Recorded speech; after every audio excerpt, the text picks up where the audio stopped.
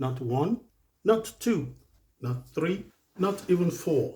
This is random problems.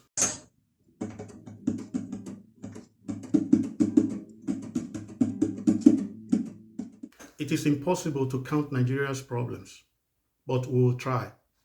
Today we are going to do a segment in my channel that I call Random. We are going to randomly talk about Nigerian issues, and then we'll see how we can fix it or discuss about it. Yes, thank you. My name is Matthew. You're welcome to my channel. Please don't forget to share, subscribe, and like. I appreciate you being here. To start with, we'll trace the problems of Nigeria today to 1914. This was when Lord Lugard decided to amalgamate both the Northern Protectorate of Nigeria and the Southern Protectorate of Nigeria. One of the reasons behind this was because the northern part of Nigeria, or rather the Northern Protectorate, was not financially independent compared to the southern part. So for economic reasons, Lord Lugard decided to put or join these two different protectorates together. Historians, every scholars agree that this was the beginning of our problems. The people were not consulted. It's not as if their opinions would have mattered anyway, because it was a colonial mentality framework at that time. These two protectorates were distinctively different. They were absolutely different from one another. Indirect rule was successful in the north because at that time the people were absolutely loyal to the Sultan or to the emirs at that time. In the south, it was a little bit different. Indirect rule was partially successful in the west, but in the east, it was absolutely a disaster. Putting these three distinct regions together was not something that the British thought would be a problem in the long run, or rather, they didn't even think about it. And that has been part of the problems we've been having today. Before the 1960 independence, in 1959, there was a parliamentary election. Now, there were three main parties at that time. North was the Northern People's Congress, in the West was the Action Group, and in the East was the NCNC. After the election, there was no clear winner. There was no clear winner. And although the NCNC had more votes, they could not form a government because they didn't have an absolute majority. A coalition was the logical thing to be done at that time. What we don't read in the history books was how the politicians at that time formed these coalitions. Historians agree that Awolowo in the West and Azikiwe in the East agreed, or rather they had a gentleman's agreement to have a coalition government. But just before the negotiation was finalized, Azikiwe, for reasons that no one really knows, went to the north and negotiated with the NPC, or the Northern People's Congress, to form a coalition government. What came out of this? The NCNC under Azikiwe was supposed to produce the president. It was a ceremonial position at that time.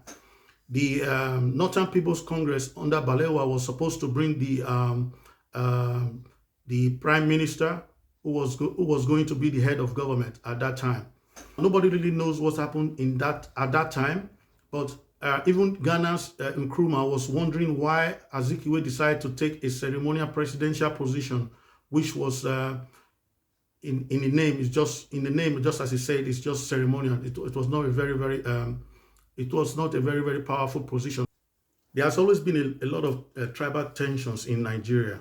One of the reasons that led to the civil war of 1967 to 1970 was because a lot of Igbos were being slaughtered in the north. During the civil war, a lot of things happened, and this is not part of the issue that we're talking about, but suffice it to say that the civil war has always been a topic that Nigerians have always been shying away from.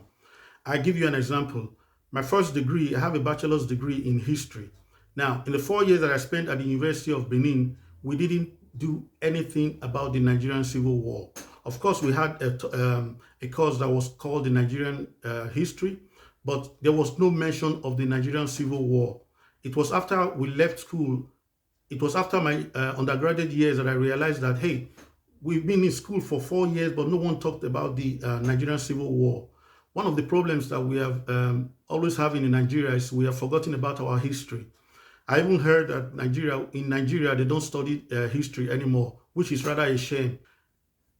Sometimes in 1986, the government decided to do what they call the Structural Adjustment Program. Part of this was the devaluation of the Naira and mass borrowing from the International Monetary Fund, which we are still paying back today. One factor nobody seems to be talking about is how worthless the Naira has become. I give an example. When I entered the University of Benin in 1990, every month I will get 100 Naira. I survived on 100 Naira my first 2 years. 100 Naira. Today, 100 Naira cannot buy a bottle of Coke.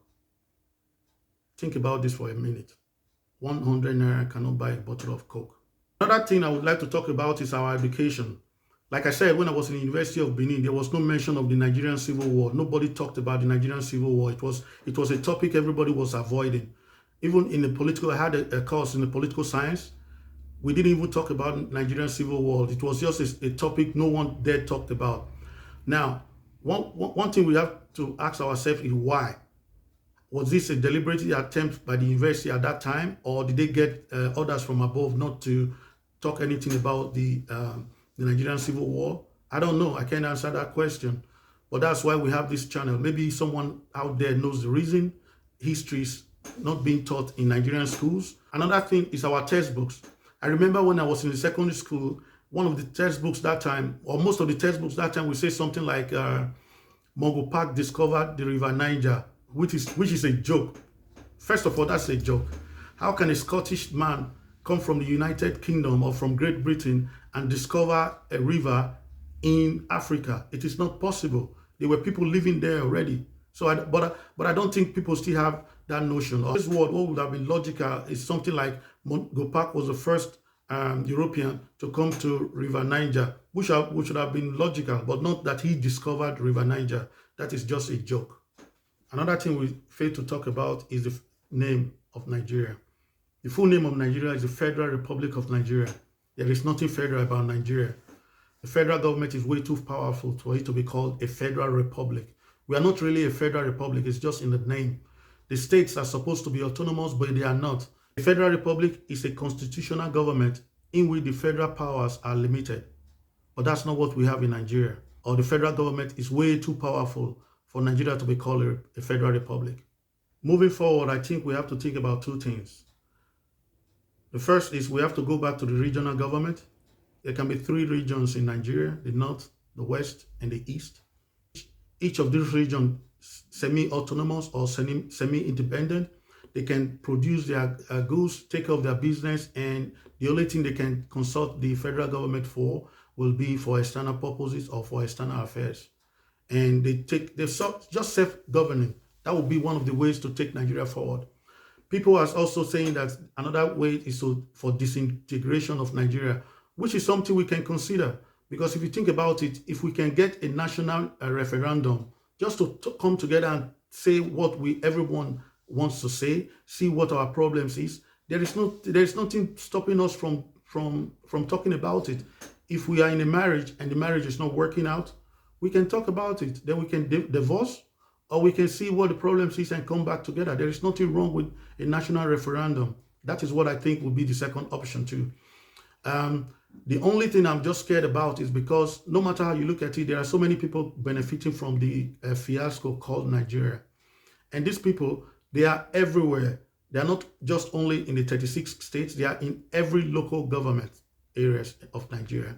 Now, these people, believe me, they are not going to be just peacefully, they are not just going to peacefully give out their privileges because they know they are benefiting too much. So things like that might not be really, really peaceful. That's why we have to talk, come to the table and talk. That will be the whole idea of a national, that will be the whole idea of having a dialogue, a national referendum. That will help heal a lot of wounds that have come to pass in Nigeria. There are 2 proposals that I think we should think about. Now, like I said in all my videos, I will appreciate it if you have other proposals. Let's talk. You can leave some comments under the comment section. I will appreciate it very much. Thank you very much for tuning to my channel. I really do appreciate your being here. Please share, like, and subscribe. Have a good day.